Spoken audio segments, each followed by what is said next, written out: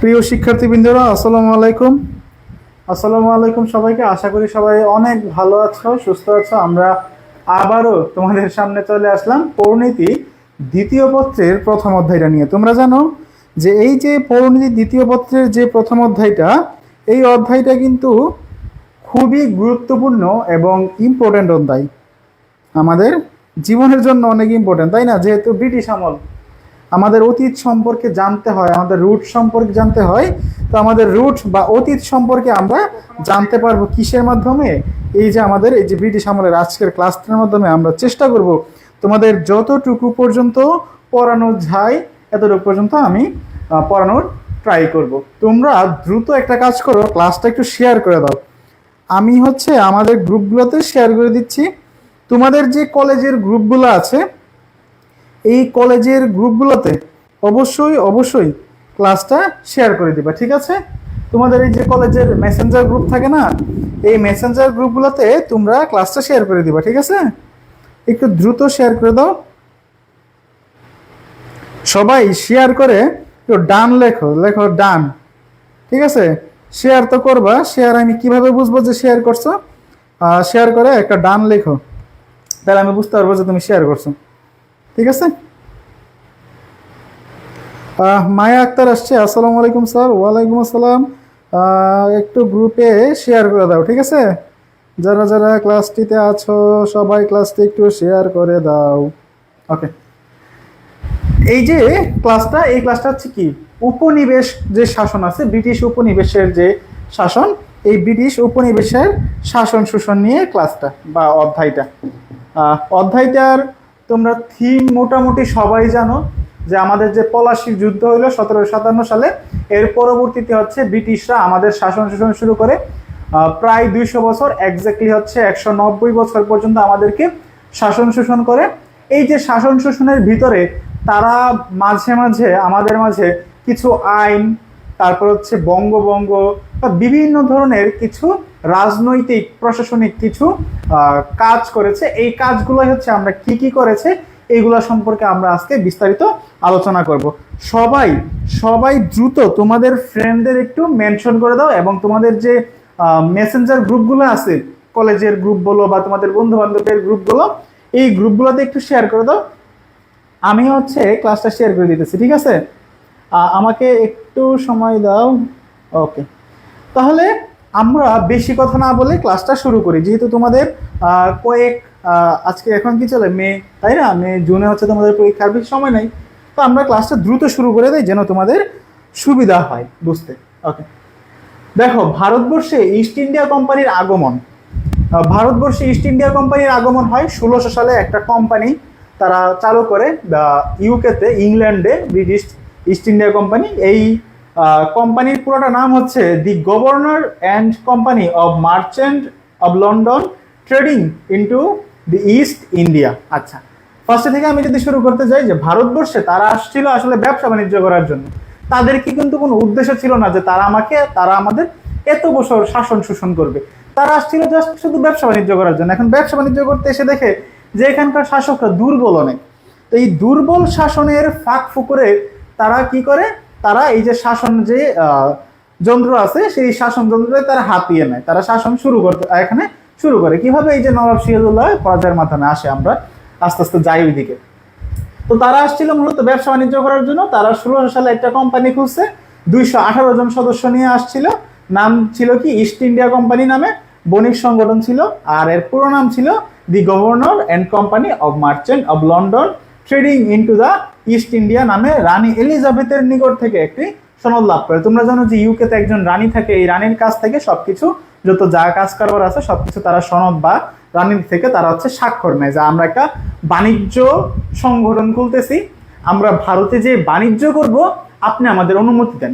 তো রানী তো সরল মনে অনুমতি দিয়ে দিছে যে ঠিক আছে, তোমরা বাণিজ্য করতে যাবা, খুবই ভালো কথা, এটা তো আমাদের দেশের জন্যই ভালো। তো ঠিক আছে, করো, সমস্যা নাই। তারা 218 জন নিয়ে আসছে। আসার পর কি করলো, দেখো, বাংলার সুবাদার তখন ছিল কে, শাহজাদা সুজা। বাংলা মানে এই যে বর্তমানে যে বাংলাদেশ আছে, বাংলাদেশ এবং আসামের যে অঞ্চল, এই অঞ্চল, বাংলার সুবাদার ছিল তখন শাহ সুজা।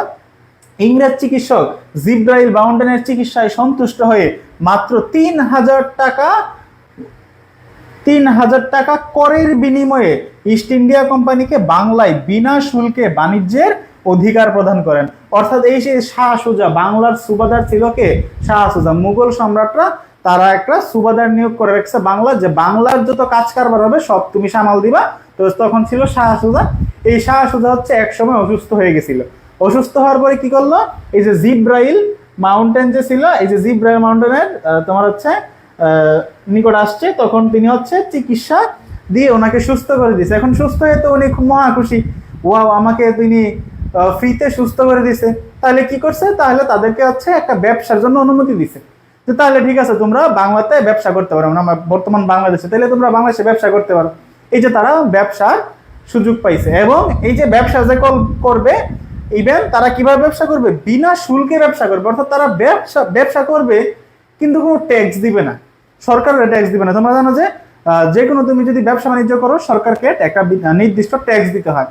তো এই শাহ সুজা বলছে ঠিক আছে তোমরা ব্যবসা বাণিজ্য করো কিন্তু তোমাদের কোনো ট্যাক্স দিতে হবে না। তাহলে তারাও তো মহা খুশি, শাহ সুজা খুশি।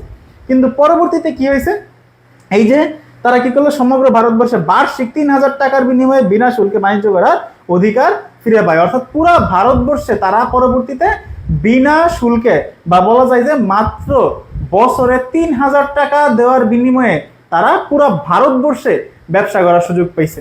ঠিক আছে, বাংলাতে তারা ব্যবসা বাণিজ্য করার সুযোগ পাইছে ফ্রিতে, আর পুরা ভারতে তারা ব্যবসা বাণিজ্য করার সুযোগ পাইছে এই যে 3,000 টাকা দানের মাধ্যমে, যে বছরে আমরা মাত্র তোমার 3,000 টাকা দিব। ঠিক আছে, এই হচ্ছে তাদের ব্যবসা বাণিজ্য, বা ইস্ট ইন্ডিয়া কোম্পানি যে আসলো, ইস্ট ইন্ডিয়া কোম্পানির ব্যবসা বাণিজ্য করা এখান থেকে শুরু। তারপর কি হইলো দেখো, তো তারা যখন আসলো তারপরে হচ্ছে আমাদের কি হইলো, তোমরা জানো যে পলাশির যুদ্ধ হইলো। পলাশির যুদ্ধে নবাব সিরাজউদ্দৌলা পরাজয় হইলো। পরাজিত হওয়ার ফলে তারা আস্তে আস্তে পরবর্তীতে মীর জাফর, মীর কাসেম, আরো যারা যারা ছিল তাদেরকে হচ্ছে ক্ষমতায় বসাইলো। ক্ষমতায় বসানোর পর তারা কি করলো, যে না এদের দিয়ে আসলে আমরা যে চাওয়া পাওয়া, আমাদের যে চাওয়া পাওয়া, ওই চাওয়া পাওয়া আসলে ওই রকম ভাবে পূরণ হচ্ছে না। তো পরবর্তীতে তারা কি করলো, তারাই এক সময় ক্ষমতায় বসে গেল, যে ভাই তোদের দরকার নাই, তোরা তোদের জায়গায় থাক, তোরা ইন্ডিয়া নিয়ে থাক, তোদের ভারত নিয়ে থাক, তোদের দেশ নিয়ে থাক, আমরাই শাসন শুরু করি। তার পরবর্তীতে তারা শাসন শুরু করলো 1757 সালের বা আরো পরবর্তী সময় থেকে। এরপরে কি করলো, তারা যখন এখানে শাসন করা শুরু করলো, এরপরে হচ্ছে এইখানে তাদের একটা আইন তো লাগবে। একটা সরকার যখন একটা দেশ শাসন করবে, দেশের কিছু না কিছু আইন থাকে।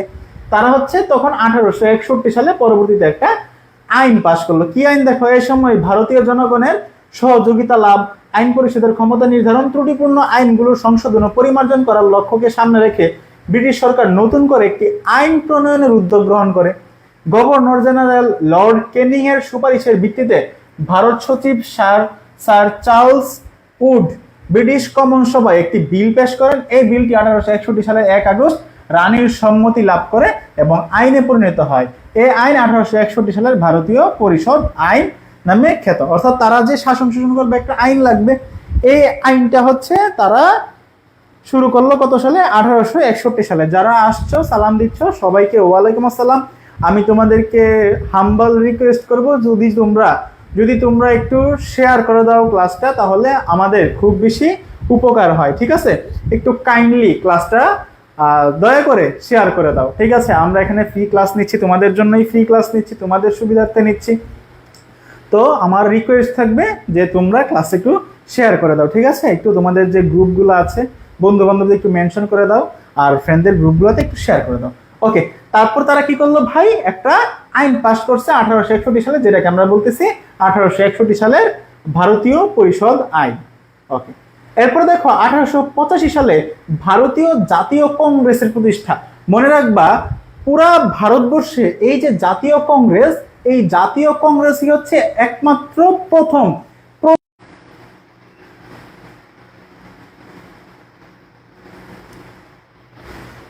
তারা যখন এই যে ব্যবসা বাণিজ্যটা শুরু করলো, এটা একটু জুম আউট হয়ে গেছে তাই না? ওকে, আশা করি এখন তোমরা দেখতে পারতেছো। হ্যাঁ, তোমাদের একটু সুবিধা করে দিচ্ছে, দাঁড়াও। হ্যাঁ, ওকে ওকে, ঠিক আছে, আশা করি তোমরা এখন দেখতে পারতেছো। ওকে, তাহলে এই যে অ্যালান অক্টাভিয়ান হিউম উনি দেখতেছে যে এই যে ভারতীয়রা যারা আছে তারা অনেক আন্দোলনমুখী হয়ে গেছে। এই যে তোমরা কয়েকদিন আগে আন্দোলন দেখছো, জুলাই আন্দোলন, তাহলে এরকম আন্দোলনমুখী হয়ে গেছে যে আমাদের একটা রাজনৈতিক দল লাগবেই। কেন লাগবে? কারণ আমাদের যে দাবি দাওয়া, ভারতীয় জনগণের যে দাবি দাওয়া, এই দাবি দাওয়াগুলো আমরা পেশ করব সরকারের নিকট। এখন সরকার তো হচ্ছে ওই যে রানী ভিক্টোরিয়া, উনি থাকে ইংল্যান্ডে। তাহলে আমার যে দাবি, এই দাবিকে আমি রানী ভিক্টোরিয়ার কাছে সরাসরি পৌঁছাতে পারবো? কখনোই পারবো না। তাহলে আমার এই দাবি দেওয়াটা কিসের মাধ্যমে পৌঁছাইতে হবে? একটা রাজনৈতিক দলের মাধ্যমে পৌঁছাইতে হবে। তাহলে তারা অনুভব করলো, ভারতীয় মানুষ অনুভব করলো যে আমাদের একটা রাজনৈতিক দল লাগবে যেন আমাদের দাবি দেওয়াগুলো আমরা সরকারের নিকট পৌঁছাতে পারি। তো এই যে অ্যালান অক্টাভিয়ান হিউম, উনি কি করছে, ওনার হচ্ছে তত্ত্বাবধানে একটা দল প্রতিষ্ঠা হয়েছে। ওই দলের নাম হচ্ছে কি, সর্বভারতীয় জাতীয় কংগ্রেস। এটা কত সালে প্রতিষ্ঠিত হয়েছে? 1885। সালটা অনেক ইম্পর্টেন্ট, সবাই মনে রাখার একটু চেষ্টা করবা। 1885, 1885, 1885, ঠিক আছে? ওকে, তার পরবর্তীতে কি হইলো দেখো, তার পরবর্তীতে হচ্ছে আমাদের 1885 সালের পরে তারপর হচ্ছে আমাদের বঙ্গভঙ্গ হয়ে গেল 1905 সালে। এখন এই বঙ্গভঙ্গ আসলে কি? এই যে দেখো, ভারতীয়দেরকে যারা শাসন করতো, ব্রিটিশরা, তাদের কোন কোন দেশ ছিল? পাকিস্তান ছিল, বর্তমানে কথা বলতেছি, পাকিস্তান ছিল, ভারত ছিল, ভুটান ছিল, নেপাল ছিল, বাংলাদেশ ছিল, মিয়ানমার ছিল, শ্রীলঙ্কা ছিল, আরো অনেক অনেক আশেপাশে কয়েকটা আরো দেশ ছিল। তাহলে এত বড় বিশাল একটা ভূখণ্ড তারা আসলে একজনের পক্ষে শাসন করা সম্ভব ছিল না। একজন লর্ডের অধীনে শাসন করা, এত বড় দায়িত্ব দেওয়া সম্ভব ছিল না। বর্তমান প্রেক্ষাপটে তুমি চিন্তা করো, তোমাকে যদি প্রাচীন পুরা ভারতবর্ষের দায়িত্ব দেওয়া হইতো, তুমি কি পারতা সবকিছু গুছায় রাখতে? তুমি কিন্তু পারতা না। এত বড় একটা দেশ। তখন তারা কি করলো? তারা চিন্তা করলো, এই যে এত বড় একটা জায়গা, এই জায়গাগুলোকে আমরা একটু ছোট ছোট করে ভাগ করে নেই। এই যে ভাগ করার ফলে কি হয়ে গেল? বঙ্গভঙ্গ হয়ে গেল। এই বঙ্গভঙ্গ হওয়ার ফলে পূর্ববঙ্গ এবং আসাম, পূর্ববঙ্গ মানে হচ্ছে আমাদের যে বর্তমান বাংলাদেশ কলকাতা, এবং আসাম, ভারতের আসাম যে রাজ্য আছে, এই আসাম রাজ্য নিয়ে একটা প্রদেশ হইল। আর হচ্ছে ওই দিকে যে পশ্চিমবঙ্গ আছে, তারপর হচ্ছে বর্তমানে পশ্চিমবঙ্গ হচ্ছে আমাদের সাথে ছিল। আর ভারতের যে পশ্চিম সাইডটা আছে আর পাকিস্তান, ওই অঞ্চল নিয়ে হচ্ছে একটা অঞ্চল হয়েছে। এই হচ্ছে দুইটা অঞ্চল হয়েছে। তখনকার ভারতীয় যারা হিন্দুরা ছিল, তারা এখানে অনেক বড় বিদ্রোহ করে ফেলছে। তারা মনে করতেছে যে এই যে পুরা ভারতবর্ষ, এই পুরা গোটা ভারতবর্ষই কি আমাদের একটা দেশ, একটা কান্ট্রি। তখন তারা আন্দোলন শুরু করলো যে বঙ্গমাতার অঙ্গচ্ছেদ, মানে তারা মায়ের অঙ্গচ্ছেদের সাথে এরা তুলনা করা শুরু করছে। আর বাংলাদেশের যারা পূর্ববঙ্গের বা বর্তমান বাংলাদেশের যারা মুসলিম ছিল, ঠিক আছে, তারা আবার অনেক খুশি হয়ে গেছে। কেন খুশি হয়েছে? এই যে পূর্ববঙ্গ একটা আলাদা প্রদেশ হইল, আলাদা প্রদেশ হওয়ার ফলে ঢাকা হচ্ছে আলাদা একটা রাজধানী হইল। এখন তারা মহা খুশি। এখন রাজধানীর মধ্যে স্কুল হবে, কলেজ হবে, বিশ্ববিদ্যালয় হবে, কলকারখানা হবে, আমাদের এখানে নতুন নতুন সুযোগ সৃষ্টি হবে। তখন এই মুসলিমরা অনেক খুশি।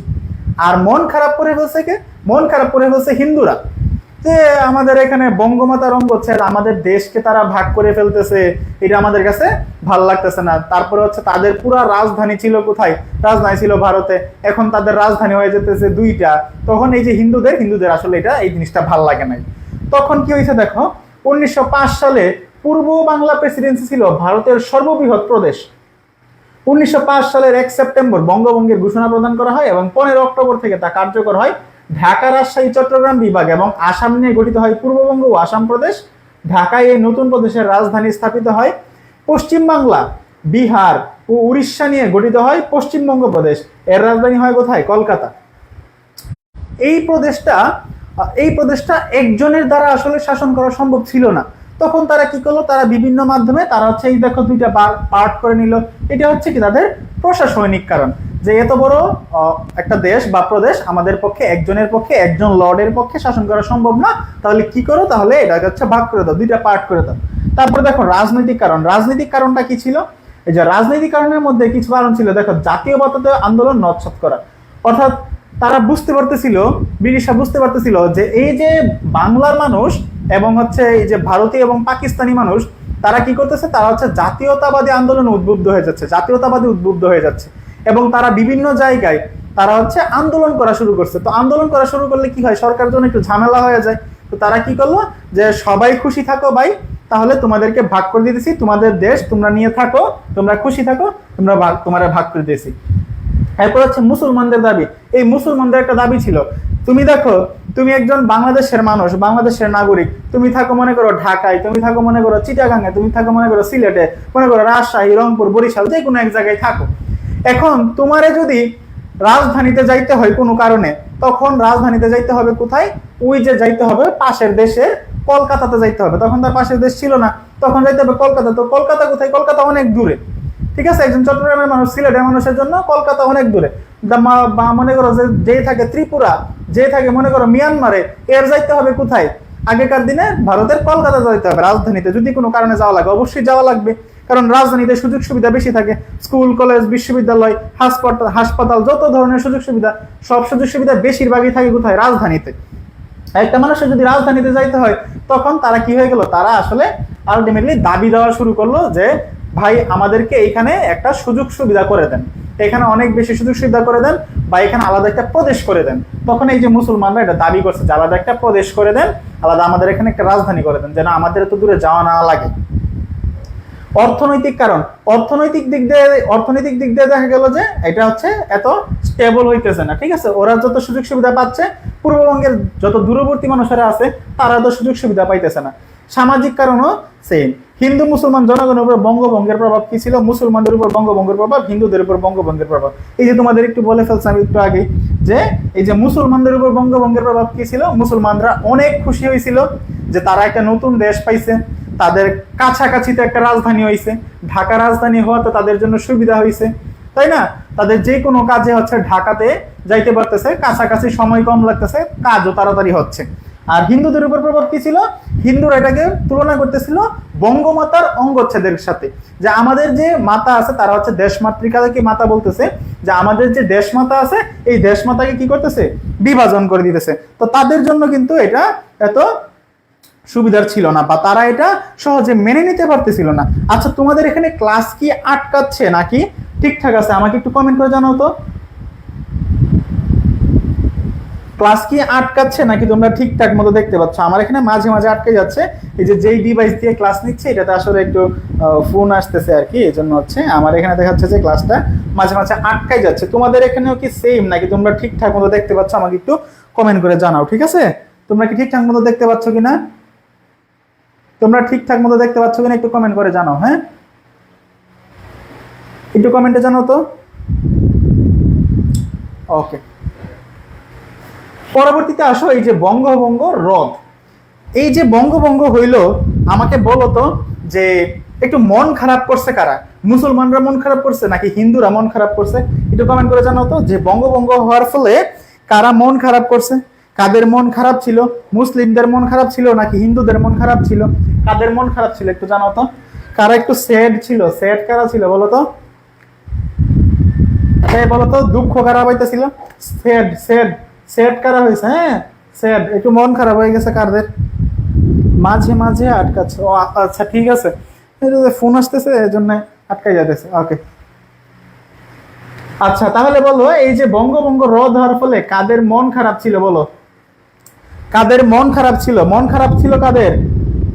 ওকে, মাঝে মাঝে আটকায়, আচ্ছা মাঝে মাঝে আটকায়, আচ্ছা এটা আশা করি ঠিক হয়ে যাবে। ওকে, তাহলে বলো তো মন খারাপ কাদের ছিল, একটু দ্রুত জানাও। মন খারাপ কাদের ছিল? কাদের মন খারাপ ছিল বঙ্গভঙ্গ হওয়ার ফলে? এই যে বঙ্গভঙ্গ হইল 1905 সালে, কাদের মন খারাপ ছিল, কারা স্যাড ছিল একটু বলো তো। কাদের মন খারাপ ছিল? কাদের মন খারাপ ছিল? ওকে, জান্নাতে একটা কম গেছে হিন্দুরা। ওকে ওকে, তাহলে কাদের মন খারাপ ছিল? কাদের মন খারাপ ছিল? ওকে, এমডি লিখন হিন্দুদের। ওকে, তাহলে তোমরা বুঝতে পারতেছো যে হিন্দুদের মন খারাপ ছিল। তখন তারা কি করছে? তারা এই যে গণ আন্দোলন শুরু করছে পুরা ভারতবর্ষে, যে আমাদের দেশ যে আলাদা হয়েছে, এই দেশ আমরা একত্রিত চাই, না হলে জ্বালাও পুরাও সবকিছু করে দিব। ইভেন তারা কি করছে, ইভেন তারা হচ্ছে এই যে ব্রিটিশ যে পণ্য ছিল, ব্রিটিশ পণ্য কিন্তু সবাই বয়কট করা শুরু করছিল, যে তোমাদের প্রোডাক্ট আমরা কিনবো না। বর্তমানে আমরা যেমন এই যে ইসরায়েলি প্রোডাক্ট বয়কট করতেছি, তারা তখন কি করতেছিল, ব্রিটিশদের প্রোডাক্ট বয়কট করতেছিল, যে তোমাদের প্রোডাক্ট কিনবো না। তখন তারা আন্দোলন শুরু করছে, সন্ত্রাসবাদী কার্যকলাপ শুরু করছে। কিভাবে? দেখো, 1910 সালের 14 জানুয়ারি সন্ত্রাসীদের হাতে পুলিশের ডিআইজি খান বাহাদুর শামসুল আলম গুলিবিদ্ধ হয়ে মারা যান। ফলে ব্রিটিশ সরকার শঙ্কিত হয়ে পড়ে, তারা পুনরায় বিভক্ত বঙ্গপ্রদেশকে একত্রীকরণের সিদ্ধান্ত গ্রহণ করে। 1911 সালের 12 ডিসেম্বর সম্রাট পঞ্চম জর্জের দিল্লিতে অনুষ্ঠিত অভিষেক অনুষ্ঠানে রাজকীয় ঘোষণা বলে বঙ্গভঙ্গ রদ করা হয় এবং পূর্ববঙ্গকে পশ্চিমবঙ্গের সাথে পুনরায় একত্রিত করা হয়। তাহলে হিন্দুরা কি শুরু করলো? হিন্দুরা হচ্ছে এই যে গণ আন্দোলন শুরু করছে পুরা ভারতবর্ষে, এবং তারা সন্ত্রাসবাদী কার্যকলাপ শুরু করছে, সবখানে জ্বালাও পুরাও শুরু করছে। এই যে পুলিশের ডিআইজি শামসুল আলম, ওনাকে হচ্ছে মেরে ফেলছিল। পরবর্তীতে সম্রাট পঞ্চম জর্জ যখন আসছে 1911 সালে ক্ষমতায়, উনি হচ্ছে এই দেশে আসছে, আইসা দেশে যে না এই দেশের অবস্থা খুবই বাজে, এটার আরেক সাথে আলাদা রাখা যাবে না। তখন তারা আবার কি করছে, ক্লাস কখন কখন হয়, ক্লাস হচ্ছে আমাদের হচ্ছে ইয়াতে দেওয়া আছে, হ্যাঁ তুমি একটু পেজে দেখো, পেজে আমাদের রুটিন দেওয়া আছে। ক্লাস প্রতিদিন ক্লাস হয় 3টা করে, প্রতিদিন ক্লাস হয় 4টা থেকে 5টা, তারপর হচ্ছে আবার ক্লাস হয় 5:30 থেকে 6:30, 7:30 থেকে 8:30, প্রতিদিন 3টা করে ক্লাস থাকবে, প্রতিদিন ক্লাস থাকবে পেজে। ওকে, তাহলে এই যে তারা কি করলো, এই যে আন্দোলনগুলো শুরু করলো, সন্ত্রাসবাদী কার্যকলাপ শুরু করলো, তখন এই যে বঙ্গভঙ্গ আবার কি হয়ে গেল, রদ হয়ে গেছে। রদ মানে কি, বঙ্গভঙ্গ যে বঙ্গভঙ্গ মানে বাংলাকে যে ভঙ্গ করছিল এটা আবার বাদ করে দিছে। রদ মানে বাতিল হয়ে যাওয়া, তার মানে বঙ্গভঙ্গ যে হয়েছিল এটা আবার বাতিল হয়ে গেছে কত সালে, 1911 সালে। কে বাতিল করছে? রাজা পঞ্চম জর্জ। ঠিক আছে, রাজা পঞ্চম জর্জ, মনে রাখো ঘটনাগুলা। ওকে, এরপরে কি করলো দেখো, এরপরে 1906 সালে নিখিল ভারত মুসলিম লীগ প্রতিষ্ঠা করছে। ওকে, তাহলে এই যে দেখো ভারত ব্রিটিশরা তাহলে আলটিমেটলি কার কথা শুনলো? ব্রিটিশরা তাহলে আলটিমেটলি কিন্তু ভারতীয় হিন্দুদের কথা শুনছে। এখন তাহলে মুসলমানরা আবার মন খারাপ করে ফেলছে যে আমরা একটা প্রদেশ পাইছিলাম, একটা রাজধানী পাইছিলাম, এটা আবার ভেঙে গেল। তখন মুসলিমরা ভাবলো যে তাহলে আমাদের যে দাবি দাওয়াগুলো আছে এগুলো তো হিন্দুরা কখনোই ব্রিটিশ সরকারের কাছে পৌঁছাবে না, তাহলে আমরা কি করতে পারি, তাহলে আমরা একটা আলাদা একটা দল খুলি, আলাদা একটা রাজনৈতিক দল খুলি। এই যে মুসলিমরা যে আলাদা একটা রাজনৈতিক দল খুললো, এটা কত সালে খুললো? 1906 সালে একটা আলাদা একটা রাজনৈতিক দল খুলছে মুসলিমদের যে দাবি দাবাগুলো আছে এইগুলা ব্রিটিশদের কাছে পৌঁছানোর জন্য। ওকে, 1905 সালে বঙ্গভঙ্গের পর ভারতবর্ষের মুসলমান নেতৃবৃন্দ তাদের স্বার্থ সংরক্ষণের জন্য একটি রাজনৈতিক সংগঠনের প্রয়োজনীয়তা তীব্রভাবে অনুভব করতে থাকেন। 1906 সালের 30 ডিসেম্বর নবাব ভিকারুল মুলকের সভাপতিত্বে এক বিশেষ অধিবেশনে ঢাকার নবাব স্যার সলিমুল্লাহ একটি সর্বভারতীয় মুসলিম রাজনৈতিক দল গঠনের প্রস্তাব রাখেন। প্রস্তাবটি সর্বসম্মতিক্রমে গৃহীত হয়।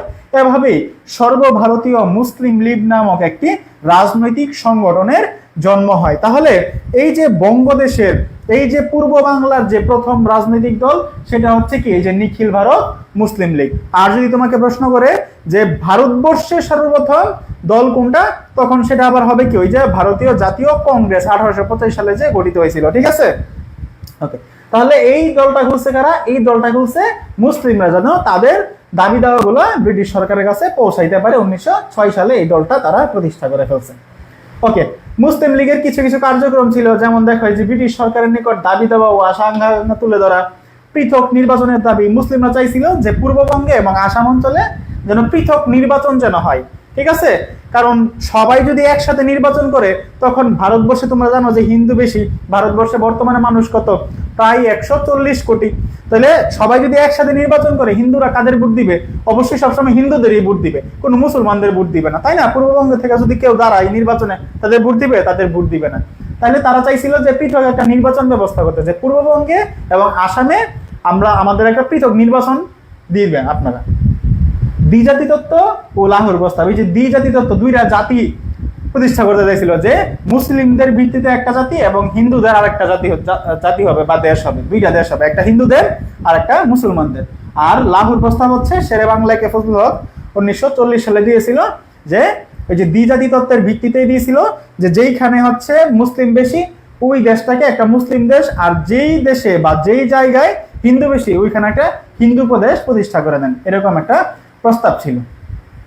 তারপরে আসো ভারতীয় কাউন্সিল আইন 1909 বা মোরলি মিন্টু, এটা হচ্ছে একটু ভুল আসছে, এটা হবে কি মোরলি মিন্টু, ল হবে মোরলি মিন্টু সংস্থার 1909।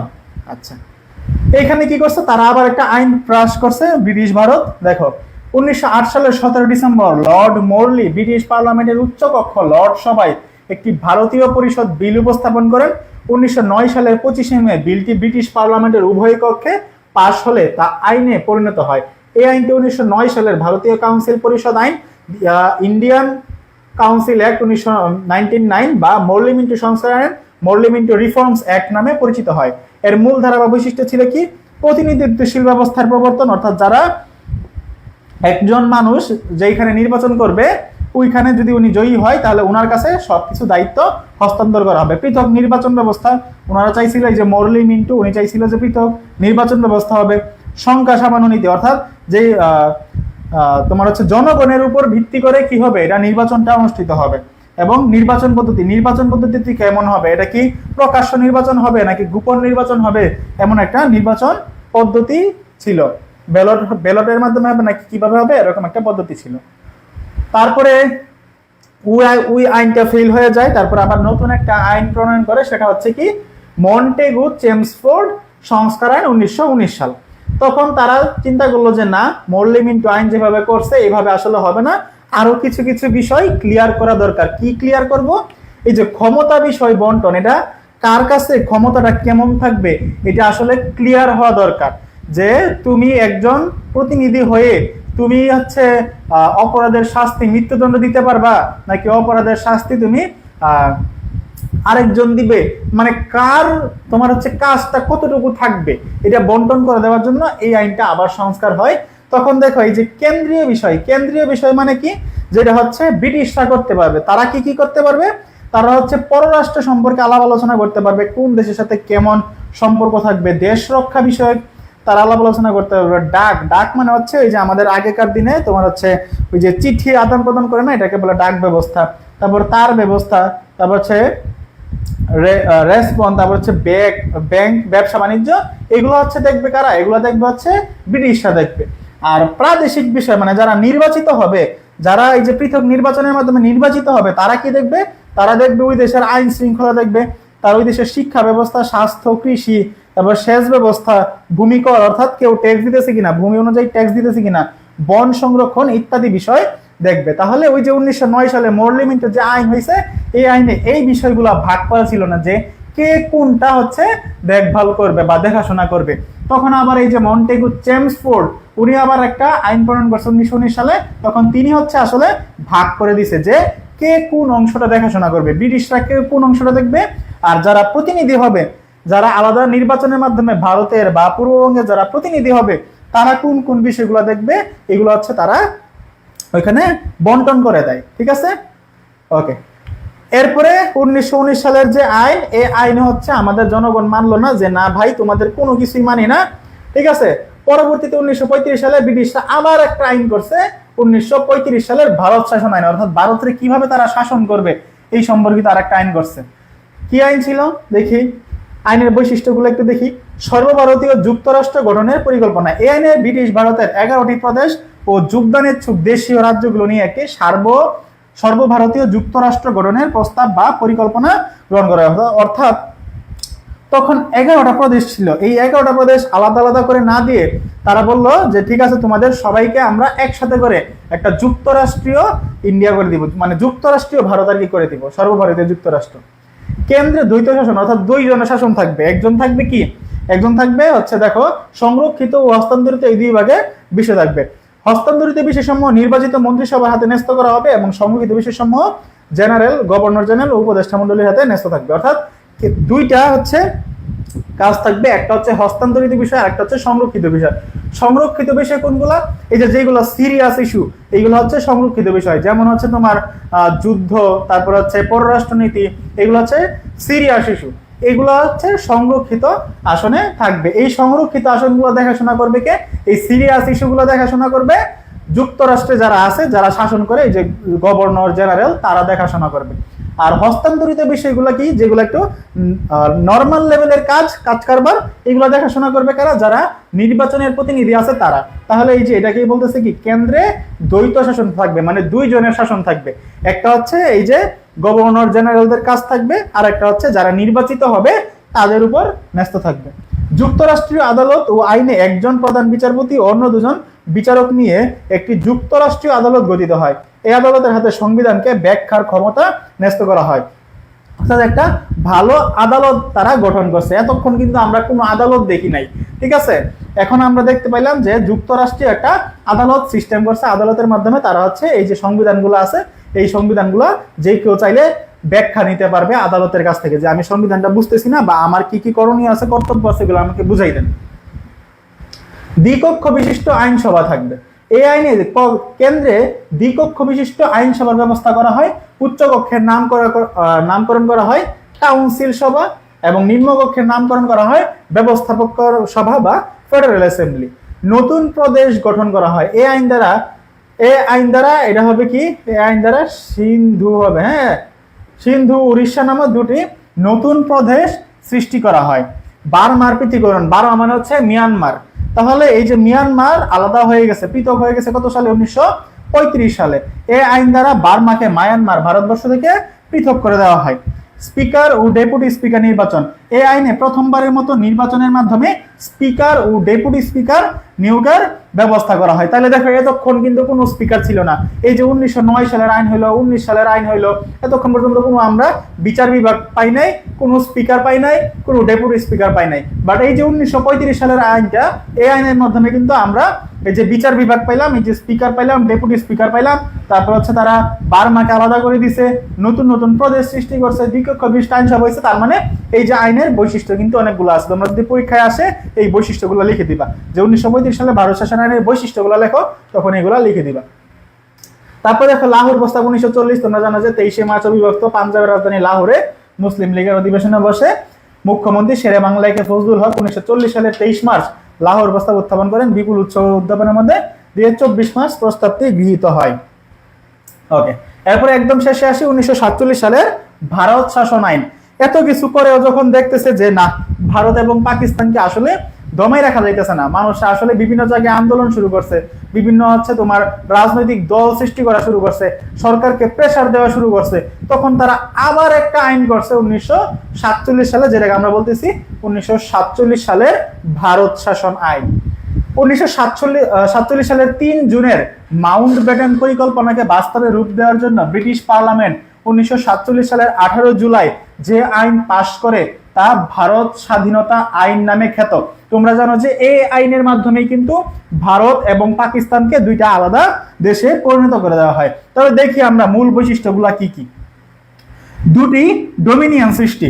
এই আইনে ভারতবর্ষকে বিভক্ত করে ভারতীয় ইউনিয়ন ও পাকিস্তান নামে দুটি ডোমিনিয়ন প্রতিষ্ঠিত হয়। ডোমিনিয়নগুলো কার্যত স্বাধীন ও সার্বভৌম রাষ্ট্র। তাহলে এই আইনের মাধ্যমে আমরা হচ্ছে ভারত এবং পাকিস্তানকে কি করে দিছি, আলাদা করে দিছি।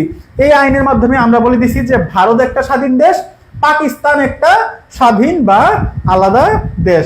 কোন আইনের মাধ্যমে করছি? 1947 সালের ভারত শাসন আইনের মাধ্যমে করছি, ঠিক আছে। ডোমিনিয়ন গণপরিষদ। এই আইনে 2 ডোমিনিয়নের জন্য 2টি গণপরিষদ গঠনের কথা বলা হয়। অর্থাৎ যেহেতু আমরা 2টা দেশ করে দিছি, তার মানে আমাদের এখানে 2টা কি লাগবে, 2টা সংসদ লাগবে।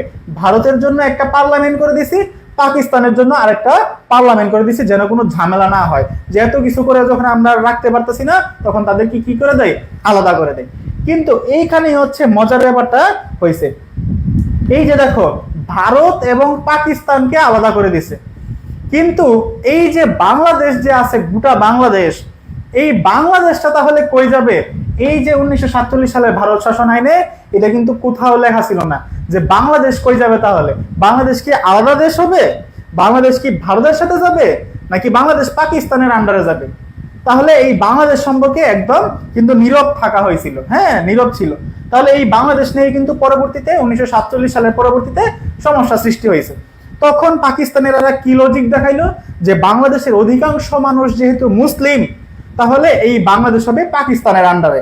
এর ফলে 1947 সালের পরবর্তীতে এই যে পাকিস্তান, এই পাকিস্তানিরা এসে কি করলো, তৎকালীন এই যে বাংলাদেশ কিন্তু শাসন করা শুরু করছে। যে বাংলাদেশে যেহেতু অধিকাংশ মানুষ মুসলিম, তারা নিশ্চয়ই ভারতীয়দের পক্ষে যাবে না, ভারতীয় হিন্দুদের পক্ষে যাবে না, তাহলে তাদেরকে কে শাসন করবে? তাদেরকে আমরা শাসন করব। এর ফলে কিন্তু পাকিস্তানিরা বাংলাদেশকে শাসন করা শুরু করে। আশা করি তোমরা ক্লিয়ার। এরপর দেখো ব্রিটিশ দায় দায়িত্বের অবসান এবং দেশীয় রাজ্যের স্বাধীনতা।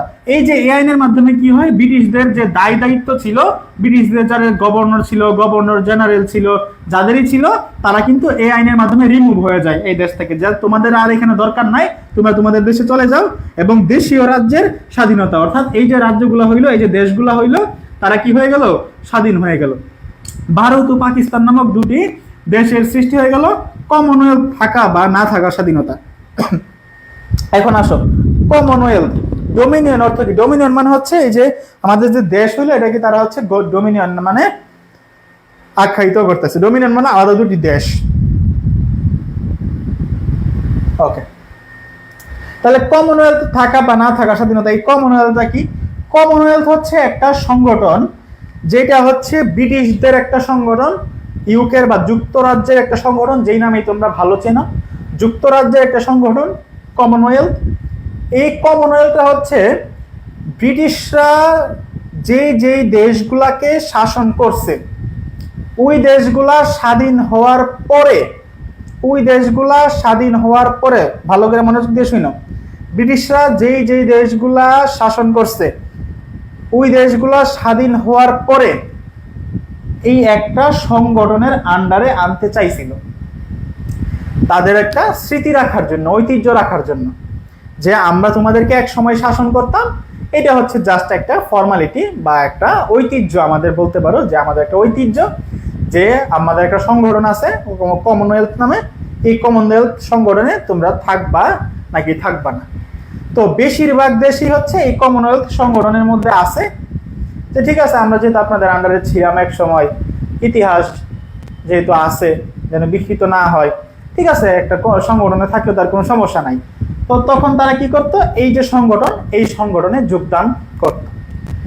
এই যে 1947 সালে এখানে বলা আছে, এই যে কমনওয়েলথ যে সংগঠনটা, এই সংগঠনটা আসলে ওই দেশগুলো আসলে থাকবে নাকি থাকবে না, এটা আসলে তাদের ব্যক্তিগত ব্যাপার। যে ওই দেশগুলা আসলে থাকবে নাকি থাকবে না, এটা তাদের ব্যক্তিগত ব্যাপার। যেহেতু ওই দেশগুলা স্বাধীন, ওই দেশগুলা কমনওয়েলথে থাকবে নাকি থাকবে না, এটা তাদের ব্যক্তিগত ব্যাপার। এই নামে তারা একটা চার্ট বা ধারা চালু করছে। বুঝতে পারতেছো কিনা তোমরা আমাকে কমেন্ট করে জানাও। অনেকক্ষণ ধরে বক বক করতেছি, আমার নিজের গলা শুকাই গেছে। তোমরা বুঝতে পারতেছো কিনা একটু কমেন্ট করে জানাও তো। এই যে প্রথম অধ্যায় কিন্তু প্রায় শেষ। হ্যাঁ, প্রথম অধ্যায় কিন্তু প্রায় শেষ। তোমরা বুঝতে পারতেছো কিনা একটু জানাও।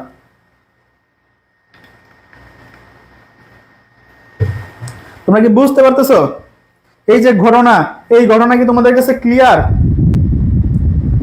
ঘটনা তোমাদের কাছে ক্লিয়ার কিনা একটু ভাইয়াকে জানাও তো কমেন্ট করে, যে তোমরা এই যে পুরা যে ব্রিটিশরা যে আসলো, কি কি আইন প্রণয়ন করলো, কি কি আইন ফেল করলো, কেন বঙ্গভঙ্গ হইলো, আবার কেন বঙ্গভঙ্গ রদ হয়ে গেল, বাতিল হয়ে গেল, এই যে ব্যাপারগুলো আছে, এই ব্যাপারগুলো তোমরা বুঝতে পারতেছো কিনা? আমি দেখতেছি তোমরা প্রায় ক্লাসে 20-21 জনের মতো আছো। তোমরা একটু আমাকে রিভিউ দাও তো, তোমরা বুঝতে পারতেছো কিনা। ওকে, লিখন বলছে হ্যাঁ ভাইয়া বুঝতে পারছি, থ্যাংক ইউ ভাই। ওকে, তোমরা বুঝতে পারলে আমাদের এই যে ক্লাস বা আমাদের যে পরিশ্রম, এই পরিশ্রম সার্থক। এই অধ্যায়টা আমার খুব কঠিন ছিল, আপনার ক্লাস দেখে এখন সহজে বুঝতে পারছি। পি উজ্জ্বল, থ্যাংক ইউ ভাই। তোমরা যদি বুঝতে পারো তাহলে আমরা সার্থক, ঠিক আছে। আর আমাদের একটা রিকোয়েস্ট থাকবে যে ভাই তোমরা ক্লাসটা শেয়ার করে দিবা। আর আমাদের পেজে এই যে এডুক্রাফটার্স একাডেমিক্স এবং অ্যাডমিশন যে পেজে, এই পেজে আমরা প্রতিদিন ক্লাস নিব ভাই, প্রতিদিন ক্লাস নিব। বিকাল 4টা, বিকাল 5:30, সন্ধ্যা 7:30। তোমরা প্রতিদিন একটু নিয়ম করে চলে আসবা এবং বন্ধু বান্ধবদের নিয়ে চলে আসবে, একটু তাদেরকেও মেনশন করে দিবা, ঠিক আছে। সবাই একসাথে যদি ক্লাস করো, তখন পরীক্ষা দেখবা যে সবাই একসাথে ভালো রেজাল্ট করছো। বন্ধু বান্ধবরা যদি একসাথে ভালো রেজাল্ট করবো, দেখবা যে ভালো লাগবে। যে তোমার যে দুস্থটা আছে, তুমি যার সাথে প্রতিদিন এক বেঞ্চ শেয়ার করে বসো, ও যদি A+ পায় এইচএসসিতে, তুমি যদি A+ পাও, তাহলে দেখবা যে ওর মনটাও ভালো, তোমার মনটাও ভালো। কিন্তু তোমার বন্ধু যদি একটু খারাপ রেজাল্ট করে, একটু অবনতি হয়ে যায়, তুমি যদি একটু ভালো রেজাল্ট করে ফেলো, তখন দেখবা যে বন্ধু বান্ধবের মধ্যে একটা চিড় ধরে যাবে, ও একটু দূরে দূরে থাকার চেষ্টা করবে। তো এইরকম দূরে দূরে না থেকে একটু বন্ধুত্বপূর্ণ সবার সাথে আচরণ করবা, সবাইকে একটু ক্লাসগুলোতে শেয়ার করে দিবা। তাহলে তোমার নিজের যেমন উপকার হবে, তোমার ফ্রেন্ডদেরও কিন্তু উপকার হবে, তাই না? একটু বন্ধু বান্ধবের একটু উপকার করার চেষ্টা করবা, ক্ষতি করার চেষ্টা করবা না কারো, ঠিক আছে। ওকে, সবাই একটু ফ্রেন্ডদের মেনশন করে দিবা, তোমাদের যারা ক্লোজ ফ্রেন্ড আছে একটু মেনশন করে দিবা, বা তোমাদের যাদের মেসেঞ্জার গ্রুপ আছে না অনেকের বন্ধু বান্ধবদের, ওই মেসেঞ্জার গ্রুপে ক্লাসটা কি করবা একটু শেয়ার করে দিয়ে দিবা, ঠিক আছে? তাইলে সবাই একসাথে ক্লাসটা করতে পারবে, সবাই একসাথে আসলে দেখবা যে ভালো লাগবে, তুমি যখন আসবে তোমার বন্ধু যখন আসবে তখন দেখবা যে ক্লাসটা ভালো লাগবে। ওকে, যাইও না তোমরা, অনেক কথা বলে ফেলছি। আমরা কিন্তু এখন এমসিকিউ প্র্যাকটিস করব, আমাকে দ্রুত অ্যান্সার দিয়ে দিবা তোমরা, ঠিক আছে? দ্রুত অ্যান্সার দিয়ে দাও তো যে ব্রিটিশ ইস্ট ইন্ডিয়া কোম্পানি গঠিত হয় কত সালে? 1 নাম্বার প্রশ্ন লিখে অ্যান্সারটা করে দাও, এক লিখে অ্যান্সারটা করে দাও, এক লিখে অ্যান্সারটা করে দাও। অপশন হচ্ছে 1500 সালে, অপশন হচ্ছে 1600 সালে, অপশন হচ্ছে 1700 সালে, অপশন হচ্ছে 1750 সালে। কি হবে একটু বলো, কি হবে? আমি একটু এদিকে চলে আসি, তাহলে তোমাদের দেখতে সুবিধা হবে। যে এই যে ব্রিটিশ ইস্ট ইন্ডিয়া কোম্পানি যে গঠিত হয়েছে, এই কোম্পানিটা কত সালে গঠিত হয়েছে ভাই? 1500 সালে, 1600 সালে, 1700 সালে, নাকি 1750 সালে? কখন গঠিত হয়েছে বলো? এই তো লিখন বলছে বেশি বেশি এমসিকিউ সলভ করলে ভালো হয়। এই তো ভাই আমরা এমসিকিউ তে চলে আসছি। আমার ক্লাসে তুমি পুরা অধ্যায় বুঝতে পারবা, পুরা এমসিকিউ তুমি সলভ করতে পারবা, বোর্ডের এমসিকিউ, আমি কিন্তু আজে বাজে কোনো এমসিকিউ দেই না, বোর্ডের এমসিকিউ সলভ করতে পারবা, পাশাপাশি তুমি সিকিউ প্র্যাকটিস করতে পারো। পরবর্তীতে কিন্তু সিকিউ আছে, অনেকে বলবো ভাই সিকিউ দেন, সিকিউ রাখছি ভাই, সব রাখছি এ টু জেড, তুমি যেইভাবে বলো। তুমি অধ্যায় বুঝো না, আমার ক্লাস করলে তুমি বুঝতে পারবা। তুমি এমসিকিউ প্র্যাকটিস করতে পারতেছো না, আমার ক্লাসে তুমি এমসিকিউ প্র্যাকটিস করতে পারবা। তুমি সিকিউ বুঝতেছো না, আমার ক্লাসে তুমি ইনশাআল্লাহ সিকিউ গুলো তুমি ভালো একটা ধারণা পাবা। সিকিউ কিন্তু পরবর্তীতে আছে, ঠিক আছে? আমরা পরবর্তীতে দেখবো, সব পাবা A to Z, each and everything আমার ক্লাসে তুমি পাবা। ওকে, অনেকে অ্যান্সার করে দিচ্ছ 1600 সালে, 1600 সালে। ওকে, থ্যাংক ইউ। নীল প্রজাপতি বলছে, উজ্জ্বল বলছে, রিফাত বলছে, রাফাত বলছে ভালোবাসার পরিবার জান্নাতি আক্তার। ওকে, থ্যাংক ইউ ভাই, ভেরি মাচ। ওকে, পরবর্তী প্রশ্নে আমরা চলে যাই। নবাব সিরাজউদ্দৌলা কত সালে বাংলা বিহার উড়িষ্যার নবাব হন? 1556 সালে, 1656 সালে, 1756 সালে, 1765 সালে। কখন হয় একটু বলো তো?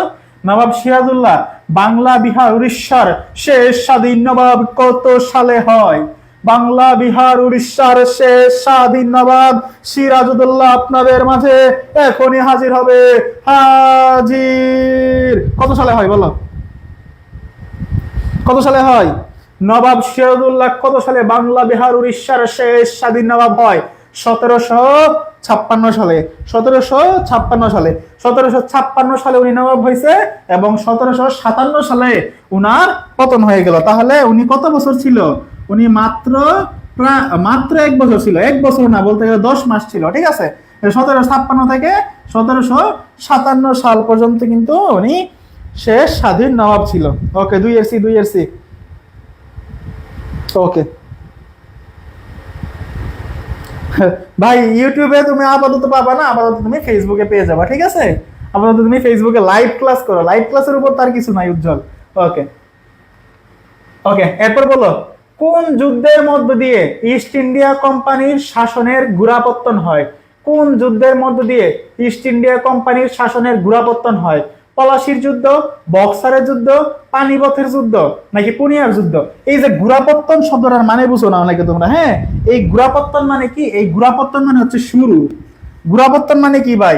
গোড়াপত্তন মানে শেষ না, গোড়াপত্তন মানে শুরু। তাহলে কোন যুদ্ধের মধ্যে দিয়ে ইস্ট ইন্ডিয়া কোম্পানির শাসনের শুরু হয়? পলাশির যুদ্ধ, বক্সারের যুদ্ধ, পানিপথের যুদ্ধ, নাকি পুনিয়ার যুদ্ধ? কি হবে ভাই বলো তো, কি হবে? কি হবে বলো? কোন যুদ্ধের মধ্যে দিয়ে ইস্ট ইন্ডিয়া কোম্পানির শাসনের শুরু হয়? ওকে, উজ্জ্বল বলছে 3-1। ওকে, তাহলে অ্যান্সার কি? অ্যান্সার হচ্ছে আমাদের এই যে পলাশির যুদ্ধ। অ্যান্সার হচ্ছে কি? অ্যান্সার হচ্ছে পলাশির যুদ্ধ। অ্যান্সার হচ্ছে পলাশির যুদ্ধ। জানাতে একটা বলছে 3-ক। Okay okay, thank you thank you thank you. তোমরা একটু ক্লাসে শেয়ার করে দাও, যেহেতু এমসিকিউ প্র্যাকটিস হইতেছে, অনেকেই হচ্ছে ক্লাসটাতে আসতে পারে, ঠিক আছে? ক্লাসে একটু শেয়ার করে দাও, আমি একটু তোমাদের সময় দিচ্ছি, ক্লাসে শেয়ার করে দাও, একটু শেয়ার করে দাও ভাই, শেয়ার দিলে একটু ভালো লাগবে। কয়টা শেয়ার করছো তোমরা দেখি, কয়টা শেয়ার দিছো ক্লাসে? আমরা তো ক্লাস নিতেছি, রেগুলার ক্লাস নিতেছি তোমাদের জন্য, এত খাটাখাটনি করতেছি, কয়টা শেয়ার দিছো ভাই? আল্লাহ, ছি ছি ছি ছি ছি ছি ছি ছি ছি ছি, মাত্র 10টা শেয়ার, মাত্র 10টা শেয়ার। আরে কি বলে, মাত্র 10টা শেয়ার দিয়ে তো ভাই ক্লাস হবে না ভাই। আরে সর্বনাশ, ক্লাসটা বন্ধ করে দিয়ে রাখতে হবে। ভাই শেয়ার দাও দ্রুত দ্রুত দ্রুত শেয়ার দাও, 30 সেকেন্ড সময়। শেয়ার দিয়ে আবার ক্লাসে আসো, শেয়ার দিয়ে আবার ক্লাসে আসো। হাই হাই কি বলে, মাত্র 30টা, মাত্র 10টা শেয়ার বলে, সর্বনাশ কি কয়। এই শেয়ার দাও, দ্রুত শেয়ার দাও। পলাশির যুদ্ধ, হ্যাঁ পলাশির যুদ্ধ, থ্যাংক ইউ ভাই। কিন্তু ক্লাসটা শেয়ার দিতেছে না, তোমরা আসো ক্লাসে ঠিক আছে, কিন্তু শেয়ার নাই কোনো ক্লাসে। দ্রুত একটু শেয়ার দিয়ে দাও তো, দ্রুত একটু শেয়ার দাও, ক্লাসে শেয়ার করো, শেয়ার করো, শেয়ার করো ভাই, দ্রুত শেয়ার করে দাও তো।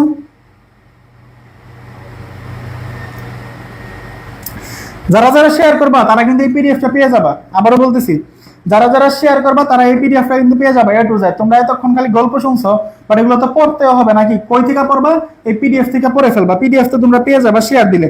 শেয়ার দিয়ে তোমরা পেজে মেসেজ দিবা, পেজে মেসেজ দিয়ে বলবা যে আমি শেয়ার দিছি, এটা হচ্ছে প্রমাণ, প্রমাণ দিয়ে তুমি হচ্ছে পিডিএফ নিয়ে যাবা, ঠিক আছে।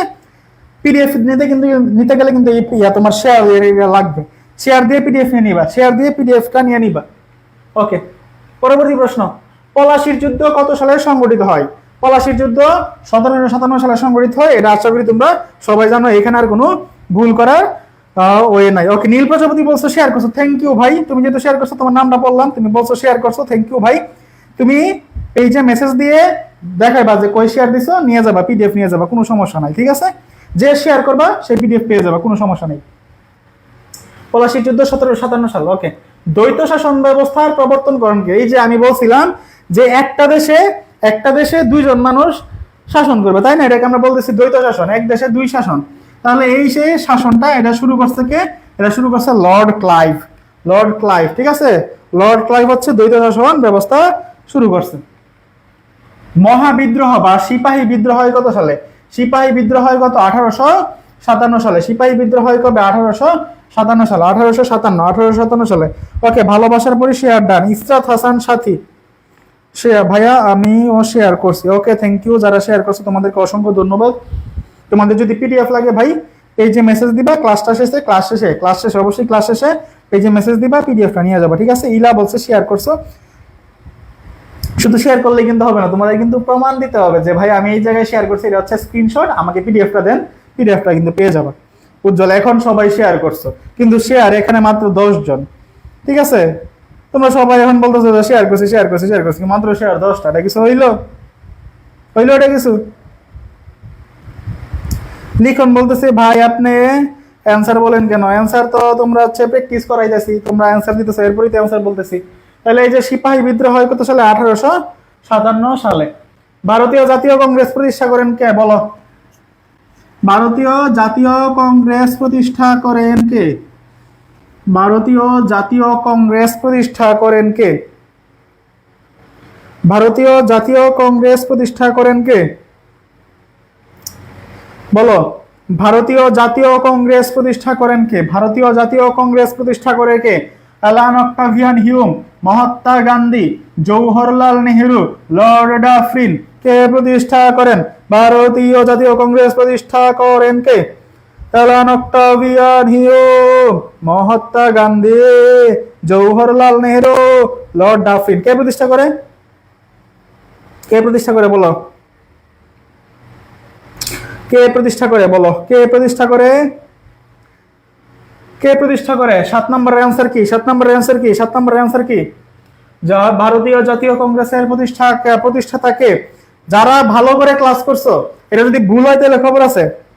তোমরা যারা এখন ভুলভাল অ্যান্সার দিতেছো, আমি ড্যাম শিওর তুমি মাত্র আসছো ক্লাসে, তাই ঠিক না? এটা ভুল অ্যান্সার দেওয়ার কোনো সুযোগ আছে? এই ভাই এটা তো পড়াইছি, এটা তো স্লাইডে ছিল।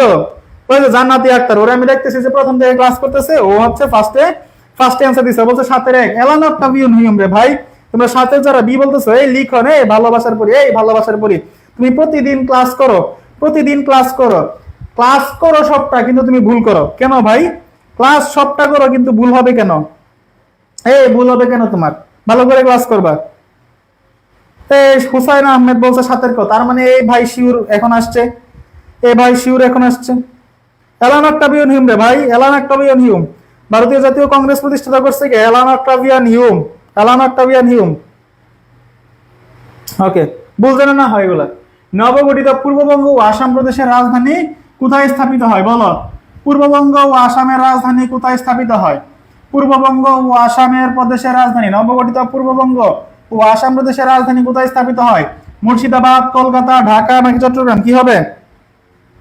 স্যার মাত্র আসছি, পরে ক্লাস দেখে নিবো। কেন স্যার? আপনি তো জানেন 7:30টায় ক্লাস। আমি তো আপনাকে গত ক্লাসে বলে দিছি জান্নাত ভালোবাসার পরে বলতেছে এখন আসছে। কেন এখন আসবা? তোমরা তো রেগুলার ক্লাস করো, এখন কেন আসছো? ক্লাস তো শেষ, এখন এসে লাভ কি? জান্নাত আমি তোমার আগে ক্লাসে বলে দিছিলাম না যে যে স্যার 7:30টায় ক্লাস হবে, এখন কেন আসবা? ওকে, তাহলে বলো নবগঠিত পূর্ববঙ্গ ও আসাম প্রদেশের রাজধানী স্থাপিত হয় কোথায়? মুর্শিদাবাদ, কলকাতা, ঢাকা, চট্টগ্রাম। এই যে দেখো জান্নাত এখন আসছে না, জান্নাত এসেই ভুল আনসার দিয়ে দিছে। কেন? কারণ ও তো ক্লাস করে নাই। ও বলছে কি মুর্শিদাবাদ, আনসার করছে কলকাতা, সরি মুর্শিদাবাদ আনসার করছে। এই পূর্ববঙ্গ ও আসামের রাজধানী কি মুর্শিদাবাদ ছিল? পূর্ববঙ্গ মানে কি? মানে বর্তমান যে বাংলাদেশ, এই বাংলাদেশ, এই বাংলাদেশের তখন কি মুর্শিদাবাদ ছিল? কই ছিল বলো তো, কই ছিল বলো? এই যে কত কনফিডেন্টলি তোমরা ভুল আনসার দিতেছো, বলতেছো কলকাতা কলকাতা কলকাতা। বেটা কি বলে এগুলা? এই যে পূর্ববঙ্গ ও আসামের রাজধানী কই ছিল? আসামের রাজধানী, পূর্ববঙ্গের রাজধানী ছিল ঢাকা। কলকাতা কেন হবে? কলকাতা তো পশ্চিমবঙ্গের রাজধানী ছিল তখন। পূর্ববঙ্গ আসামের রাজধানী কই ছিল রে ভাই? ঢাকা ঢাকা ঢাকা। ভুল করা যাবে না। এখনই তো মাত্র পড়াই আসলাম এগুলো, এখন যদি ভুল করো তাহলে কেমন হবে? সর্বভারতীয় মুসলিম লীগ কত সালে প্রতিষ্ঠিত হয় বলো? সর্বভারতীয় মুসলিম লীগ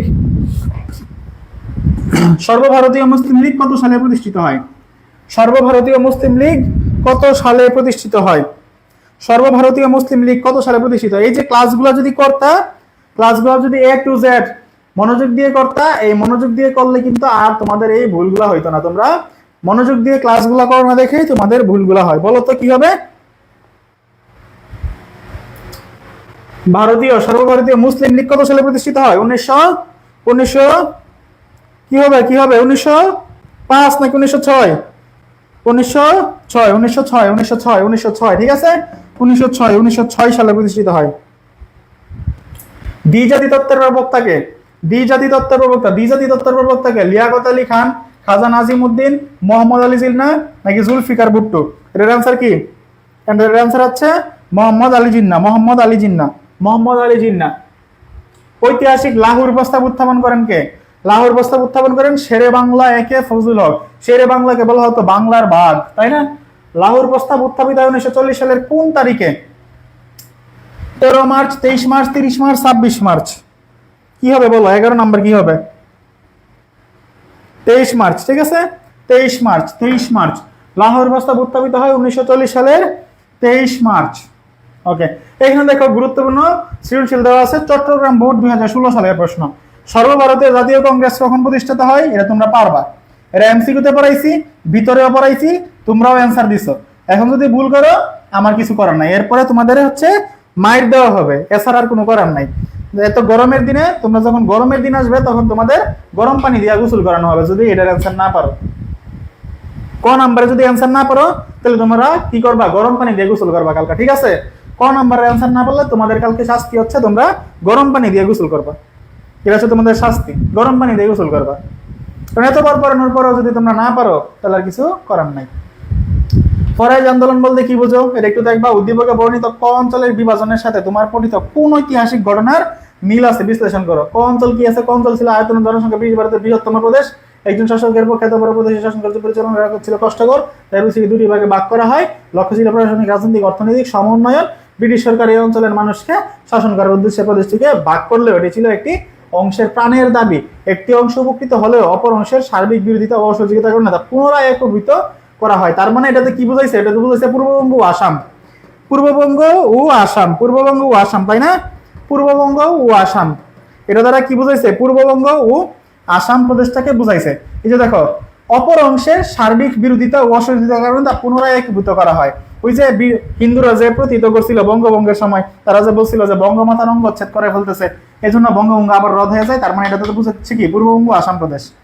উদ্দীপকের আলোকে পাঠ্য বইয়ের ঐতিহাসিক ঘটনাটি যথার্থতা মূল্যায়ন করো। তাহলে এই যে পাঠ্য বইয়ের আলোকে যথার্থতা কি? এটা আসলে একটা বঙ্গভঙ্গের আলোকে লেখা। বঙ্গভঙ্গে তোমার কি কি হয়, রাজনৈতিক কারণ, প্রেক্ষাপট, এই প্রেক্ষাপট গুলো লিখে দিবা, একদম হুবহু নাম্বার পেয়ে যাবে, নাম্বার পেয়ে যাবে, ঠিক আছে? ওকে, ক আর খ অংশ, ক অংশ যেগুলো আমি এমসিকিউ পড়াইছি এগুলা পড়বা। এই যে ক অংশ এখানে লেখা আছে, খ অংশ এখানে লেখা আছে, ঠিক আছে? ক্লাসটা করলেই মোটামুটি তুমি অ্যান্সার করতে পারবা সবকিছু এখান থেকে। পূর্ববঙ্গ আসাম প্রদেশে প্রথম গভর্নর কে ছিলেন? ওই যে ফুলার রোডের কথা বলছিলাম, মনে আছে? Sir Bampfylde Fuller. কি উদ্দেশ্যে মুসলিম লীগ গঠিত হয়েছিল? পারবা না? মুসলিম লীগ কেন গঠিত হয়েছিল? মুসলিম লীগ কেন গঠিত হয়েছিল? মুসলিম লীগ 1906 সালে গঠিত হয়েছিল। কেন গঠিত হয়েছিল 1906 সালে? এই যে এগুলা কিন্তু কাহিনী তোমাদের কিন্তু বলে দিছি, কেন গঠিত হয়েছিল মুসলিম লীগ। এগুলা কিন্তু তোমাদের যখন এই যে টপিক পড়াইছি তখন কিন্তু বলে দিছি। যদি মনোযোগ দিয়ে ক্লাসটা করো তাহলে তুমি এখান থেকে 2-3টা লাইন লিখতে পারবা। আর যদি খালি মোবাইলটা অন করে রাইখা দাও যে পড়বো পরে, আরো সময় আছে, আরো 1 মাস আছে, আরো সময় আছে, 40 দিনের মতো আছে, পড়বো পরে দেখা যাবে হ্যান তেন, তাহলে ভাই কোনোদিনও পড়া হবে না, ঠিক আছে? কোনোদিনও পড়া হবে না। আমি যে গল্পগুলা বলবো এই গল্পগুলা শুনবা, যে যে টপিকগুলো পড়াবো এগুলো দেখবা, এগুলো দেখবে তুমি দেখবে অটোমেটিক নাম্বার লিখতেছো। পরিণতি ক্লাস কখন আছে? এই পরিণতি ক্লাস কালকে নাই, কখন আছে তোমরা একটু পেজে দেখে নিও। পেজে রুটিনটা দেওয়া আছে, পেজে রুটিন আছে, পেজে রুটিন আছে, পেজে একটু রুটিনটা দেখে নিও যে কখন আছে আবার পরিণতি ক্লাস, ঠিক আছে? ওকে। তারপর দেখো, মিস্টার করিমের সুপারিশ মালার সাথে সাদৃশ্যপূর্ণ তোমার পঠিত বিষয়টি ব্যাখ্যা করো।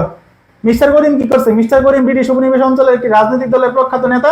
তিনি ওই অঞ্চলের সকল জনগণের স্বার্থ রক্ষার জন্য তার দলের বার্ষিক সভায় একটি সুপারিশ মালা পেশ করেন। তার সুপারিশ মালা অঞ্চলগুলো নিয়ে একাধিক স্বাধীন রাষ্ট্রের ইঙ্গিত ছিল। তার মানে এটা কি? এটা হচ্ছে একটা লাহোর প্রস্তাব। কিন্তু কেন্দ্রের সাথে স্বাধীন অঙ্গরাজ্যের সময় সম্পর্কে কি হবে বা সংখ্যালঘুদের স্বার্থ রক্ষার বিষয়টি সুনির্দিষ্ট করা হয়নি। তাহলে এটা কি? এটা হচ্ছে কি আমাদের লাহোর প্রস্তাব।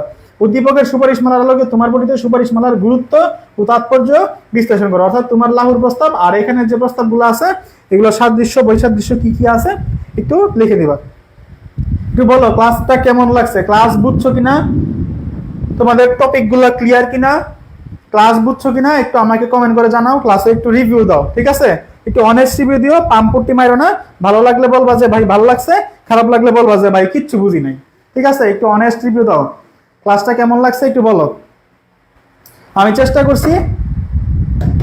চেষ্টা করছি তোমাদের অল্প সময়ের মধ্যে এত বড় একটা হিউজ একটা চ্যাপ্টার, এই চ্যাপ্টারটা বোঝানোর জন্য এত অল্প সময় আসলে এই চ্যাপ্টারটা বোঝানো যায় না। তাও গুরুত্বপূর্ণ যেগুলো আছে এগুলো তোমাদের সাথে একদম সহজ সাবলীল ভাষায় একজন বড় ভাই যেমনে বোঝায়, টিচার হিসেবেও না, একজন বড় ভাই বা একজন তোমার হচ্ছে কি বলে এটাকে, শুভাকাঙ্ক্ষী যেইভাবে বোঝায় এইভাবে বোঝানোর চেষ্টা করছে। একদম কোনো বইয়ের ভাষা বলি নাই, কোনো হচ্ছে কঠিন কঠিন ভাষা ইউজ করি নাই, ঠিক আছে? একজন মানুষকে যেইভাবে সহজ ভাষায় বোঝানো যায় এভাবে চেষ্টা করছি। ভাই আরো নৈবিত্তিক দেন ইনশাল্লাহ, নৈবিত্তিক আমরা একদম সবগুলা শেষ করে ঠিক আছে দিব, ঠিক আছে? আমাদের ঘন্টা হয়ে গেছে, ক্লাসের সময় শেষ হয়ে গেছে। তোমরা এই যে ক্লাসগুলা করছো ইনশাল্লাহ তোমাদের অনেকগুলো নৈবিত্তিক করছো, 10-15 নৈবিত্তিক করছো। তোমরা বইয়ের পিছনে দেখবা যে আরো নৈবিত্তিক আছে, এগুলো তোমরা প্র্যাকটিস করবা। তাছাড়া আমাদের নৈবিত্তিক ক্লাস যদি সময় পাই আমরা এইচএসসি পরীক্ষার আগে, তোমাদের আগে এইচএসসি পরীক্ষার আগে সবগুলা চ্যাপ্টার মিলিয়ে নৈবিত্তিক ক্লাস নেওয়ার চেষ্টা করবে। একদম ম্যারাথন ক্লাস হবে, তোমরা যদি সময় পাই, ঠিক আছে? যদি সময় পাই ভাই, তোমাদের জন্য অনেক পরিশ্রম করার ইচ্ছা আছে, একদম তোমাদের A to Z বুঝাই দিব ভাই, কোনো চিন্তা করার কোনো ব্যাপারই নাই। তোমাদের জন্য সর্বোচ্চ পরিশ্রম করতে রাজি আছি যদি তোমরা সবসময় সাথে থাকো। তোমরা আজকে ক্লাসটা করলা, আজকে ক্লাস করলা, কালকে তোমাদের কাউরেই পাইলাম না, ঠিক আছে? তাইলে দেখো আমাদের কিন্তু মন মানসিকতা ভেঙে যাবে, আমার মন মানসিকতা ভেঙে যাবে, আর ক্লাস নেওয়া সম্ভব না। বাট তোমরা যদি ক্লাসে থাকো, তোমরা যদি ক্লাসে আসো, তাহলে আমরা সর্বোচ্চ পরিশ্রম করতে রাজি আছি তোমাদের জন্য, আমাদের কোনো সমস্যা নাই। তোমরা ক্লাসে খালি উপস্থিত থাকবা, ক্লাসটা শেয়ার করে দিবা, এটাই খালি তোমাদের কাছে চাওয়া। আর কোনো তোমাদের কাছে কোনো দাবি দাওয়া চাওয়া পাওয়া তোমাদের থেকে টাকা পয়সা তো চাইতেছি না, খালি ক্লাসটা একটু শেয়ার করে দিবা, এটাই, আর কিছু না, ঠিক আছে? ওকে। উজ্জ্বল অসাধারণ হয়েছে ভাই, ভাইয়া অনেক ভালো লাগছে, আলহামদুলিল্লাহ ভালো লাগছে। জান্নাতি একতার আছে। মানিক স্যার আসসালামু আলাইকুম। আপনাদের মানিক স্যার আছে আপনাদের সাথে। মানিক স্যার ইনশাল্লাহ ভালো ক্লাস নেই। মানিক স্যারের ক্লাস কখন আছে দেখে নিবা। স্যার কিন্তু অসাধারণ ক্লাস না। আচ্ছা আমি তোমাদেরকে বলে দিচ্ছি যে কালকে ক্লিক ক্লাস হবে, এটা জানাই দিতেছি, তাও তোমাদের রুটিনটা একটু চেক করে নিবা। কালকে হচ্ছে তোমাদের বাংলা ক্লাস আছে এবং আইসিটি ক্লাস আছে। বাংলা প্রথম পত্র ক্লাস আছে, আইসিটি ক্লাস আছে, বাংলা দ্বিতীয় পত্র ক্লাস আছে। তো যাদের এই সাবজেক্টগুলোতে সমস্যা অবশ্যই সবাই ক্লাসে চলে আসবা, ঠিক আছে? অবশ্যই তোমাদের বন্ধু বান্ধবের নিয়ে চলে আসবা। যে এত সুন্দর ক্লাস হইতেছে ভাই, ফ্রি ক্লাস হইতেছে, কোনো টাকা পয়সা লাগে না, আরে কি মজা! নৈবিত্তিক প্র্যাকটিস হইতেছে, সিকিউ প্র্যাকটিস হইতেছে, টপিক আমি সলভ করতে পারতেছি, আর কি লাগে ভাই? আর কি চাও? তোমরা যা যা চাও ইনশাল্লাহ তোমাদের সাথে তুলে ধরার চেষ্টা করবো। তো সবাই ভালো থাকো, সুস্থ থাকো, ইনশাল্লাহ। তোমাদের পরিণতি কোন দিন, অপরিণতি কোন দিন, এটাও আমি একটু বলে দেই, তাহলে আবার বলবো যে আমার যে সাবজেক্ট, এই সাবজেক্ট কিন্তু বলি নাই। পরিণতি ক্লাস আবার কোন দিন আছে ভাই? পরিণীতির ক্লাস আছে আবার 16 মে বিকাল 5:30টায় পরিণীতির ক্লাস আছে, পরিণীতি দ্বিতীয় পত্রের ক্লাস আছে, ঠিক আছে। এই যে রুটিনটা তোমরা দেখতে পাইতেছো, এই যে রুটিনটা কিন্তু তোমরা পেজে পেয়ে যাবা, ঠিক আছে। এই যে রুটিন দেখাও, তোমরা রুটিন দেখতে পারতেছো কিনা, এই যে রুটিন কিন্তু তোমরা পেজে পেয়ে যাবা, ঠিক আছে, কোনো সমস্যা নাই। আর পিডিএফ পেয়ে যাবা, যারা শেয়ার করছো তারা পিডিএফ পেয়ে যাবা। এই যে মেসেজ দিও, হ্যাঁ এই যে মেসেজ দিও, পিডিএফটা পেয়ে যাবা। ওকে, তাহলে সবাই ভালো থাকো, সুস্থ থাকো, আজকে এই পর্যন্তই। ওকে, ওয়ালাইকুম আসসালাম, আসসালামু আলাইকুম, আল্লাহ হাফেজ।